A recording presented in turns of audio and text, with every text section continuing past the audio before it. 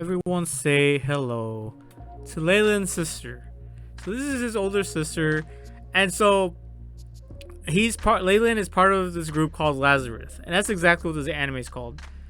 So as you guys can see here, if you guys haven't been watching this yet, so pretty much this is episode 10.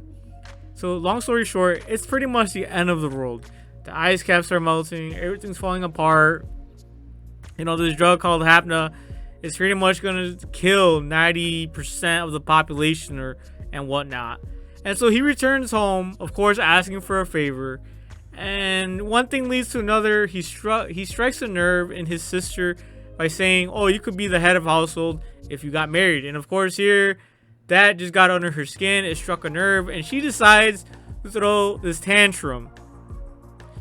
Like, it's just incredible to me how it's pretty much the end of the road. She even says, after she throws her tantrum, gets violent and shit, throws a little hissy fit. It's just ridiculous to see, honestly. And she's the older sister. She's the older sister. She's supposed to be more mature, more well kept. It's a damn end of the road, god damn it. Like, you really want to do this to your little brother? Like, look at her tearing up and crying, throwing a foot. Like, it's just ridiculous, guys. Like, come on, man.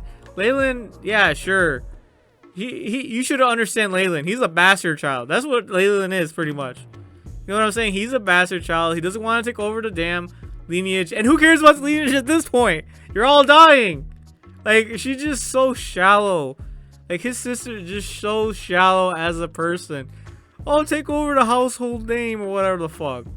Like, bro, the world is literally ending.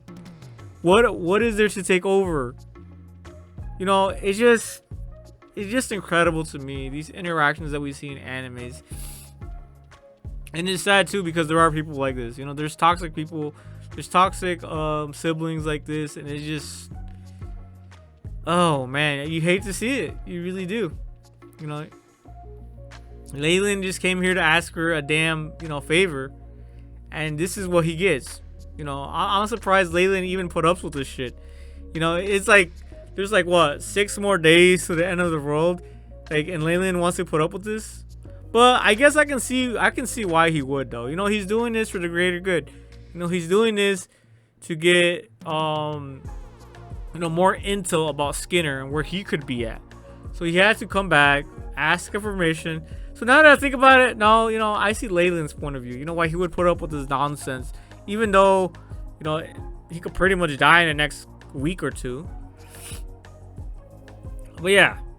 So he went over there to ask her for a favor, to contact, one of the doctors that only see the elites. You know what I'm saying? They see the elites, and of course they're not just gonna spill the beans. But of course that's exactly what happened. They just pretty much just gave all of Skinner's information away. But yeah, guys, it's just really dumb what happened here. Like, this whole tantrum of his sister. I don't know, man. Like, even the guys right there were like awkward as hell. They're like, should we be here right now? Like, should we be here? Look at them. They're just sitting out in a chair, just watching. Like, oh, pause, man. They're just sitting. Look at them. They're like, what the heck is going on? Oh, I would have been uncomfortable as hell. Just look at them. Maybe we shouldn't be here for this. Bro, that was hilarious. He's like, maybe we shouldn't be here for this shit. Yeah, because even prior to that, yeah, they were like arguing, they were spouting and shit. The sister was being all emotional, saying, "Oh, you're coming here just for fraud or theft, just to ask for favors. There's nothing good about today, you reject."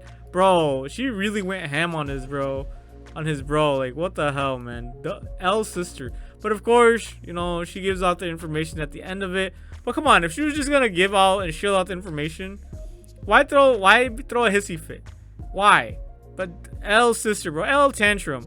Like, for real, man. Being so mature is just ridiculous. But yeah, as you guys can see here, found a doctor that gave Dr. Skinner his artificial heart. And she pretty much gave them the key to finding him. A lot of surprising things that are happening here. And of course, though, the biggest hype, just forget about that tantrum. It's just ridiculous, man. You know, tantrums are for like little kids. You know what I'm saying? You know, a tantrum is, you know, them not having control of their emotions. That's what a tantrum is. You not controlling your emotions. And that's what kids do. They don't know how to control their emotions. They're kids. They're dumb. Kids are dumb. They don't know what's going on in the world. They don't know how to control their emotions. They don't know who they are yet.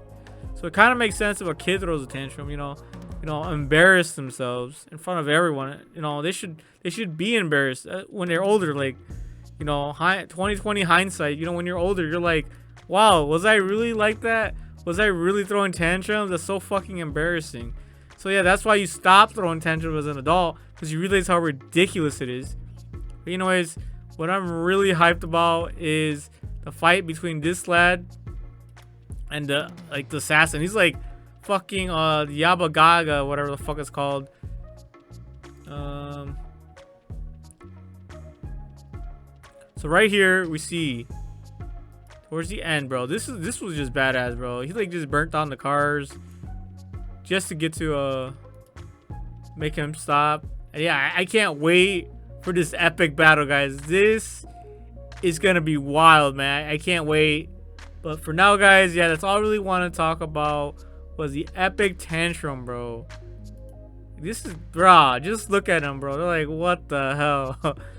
I wouldn't want to be there either, man. It's just sad to see.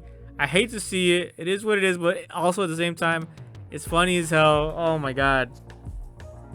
That is all, guys. That is all I really want to say. Holy.